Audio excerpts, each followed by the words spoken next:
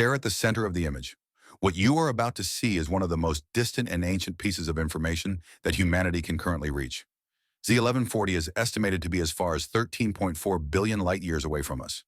More importantly, astronomers have also detected important elements required for life there.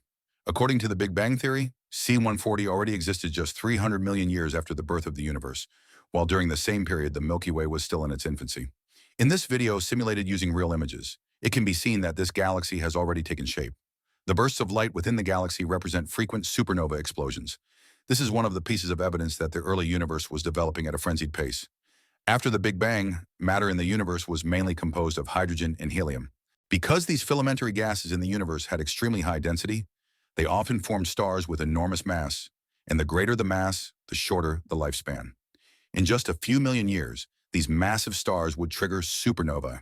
It was precisely during such processes that astronomers detected the important life-required element, oxygen, in this galaxy. Unlike hydrogen and helium, oxygen is one of the elements dispersed into space after stellar destruction. What is special, however, is that the discovery of this galaxy made us underestimate the number of primitive stars in the early universe and their recycling efficiency. Calculations show that the heavy element content of this galaxy is actually 10 times higher than expected. What does this mean? You should know that the formation of planets and life cannot occur without heavy elements. That is to say, if extraterrestrial life is widespread, then it very likely already existed much earlier in the universe. Imagine what kind of extraordinarily lively alien scene would exist in a galaxy that predates the Milky Way by billions of years. Of course, the high frequency of supernova activity may also shrink the habitable regions for life, or force life to evolve into forms different from life on Earth.